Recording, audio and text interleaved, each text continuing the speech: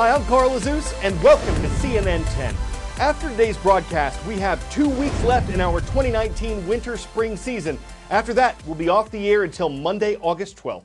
First story, an executive order from U.S. President Donald Trump that will stop American companies from using certain telecommunications equipment.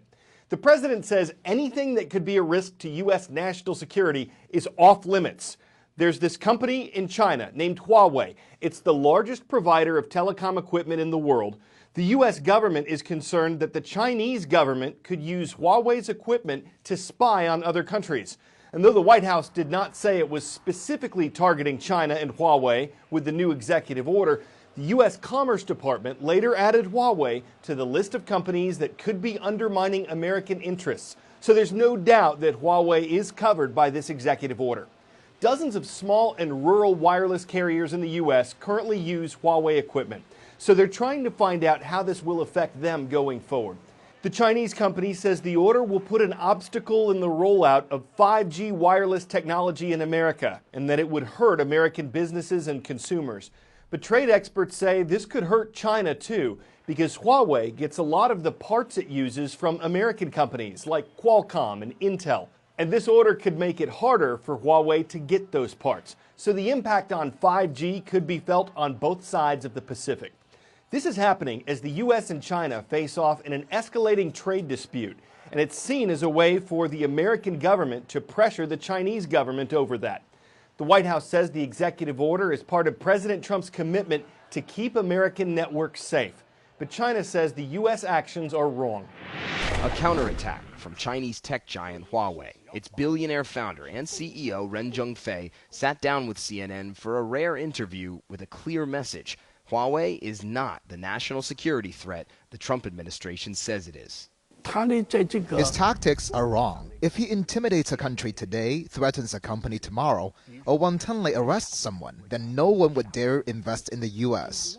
Huawei, China's largest telecom company, is facing an all-out assault by the U.S. and in Europe. Federal prosecutors have accused it of stealing trade secrets from T-Mobile and violating sanctions on Iran, which all led to the arrest of Ren's daughter, Huawei CFO Meng Wanzhou, in Canada. But chief among U.S. concerns that Beijing could use Huawei to harm U.S. national and economic security.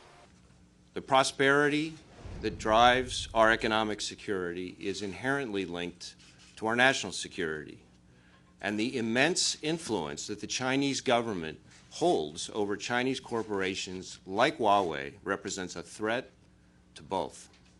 The FBI also says they've obtained emails revealing that Huawei offered bonuses to employees based on the value of information they stole from other companies around the world. The U.S. has banned Huawei products from use in federal agencies and 5G networks. Ren says that's unconstitutional. Huawei is suing the U.S. government over the ban. But if the United States clearly feels that Huawei products are a national security threat, does the United States not have a legitimate right to protect its own interests? They have to have evidence. Everybody in the world is talking about cybersecurity, and they are singling out Huawei. What about Ericsson? What about Cisco? Don't they have cybersecurity issues? Why is Huawei being singled out? There's no Huawei equipment in the U.S. networks. Has that made the U.S. networks totally safe? If not, how can they tell other countries that your networks would be safe without Huawei? To date, the U.S. hasn't produced public evidence of Huawei spying on China's behalf, but says it could easily happen. If Beijing demanded access to Huawei equipment, the U.S. says the company couldn't say no. Ren says not true. I'd rather shut down the company. In our 30-year history, we have never received such requests. If there are future requests, I'm making it clear today, I'll firmly reject them.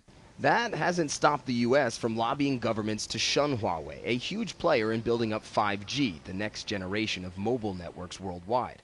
The U.S. told Germany that if it uses Huawei 5G equipment, it would limit intelligence sharing between the countries. 10-second trivia.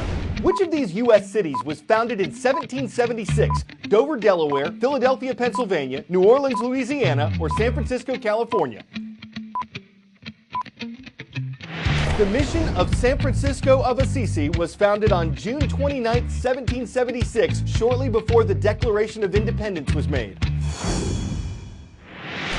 This Despite being one of the most technologically savvy cities in America, San Francisco is banning its government from using facial recognition technology. It's the first city in the U.S. to do that.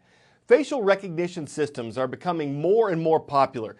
They're used at police departments, concert venues, homes, stores, and schools. They're even used on some smartphones. The technology allows computers to compare facial features caught on camera with the features of faces stored in a database, and those may include mugshots of suspects or criminals. People who support the use of this technology say it can help prevent crime and make communities safer. People who oppose it say it's not always accurate and that it could be abused to track people when they're out in public. San Francisco's police department doesn't currently use facial recognition technology, but the new rule will forbid that in the future. And as far as the surveillance technology that's already in place goes, police will have to get permission from the city before they can use that. There are exceptions to the new law. The technology will be allowed at San Francisco International Airport and at the Port of San Francisco. And businesses and homes that have cameras installed will still be allowed to use those. In fact, police could still use information from these private cameras in a criminal investigation.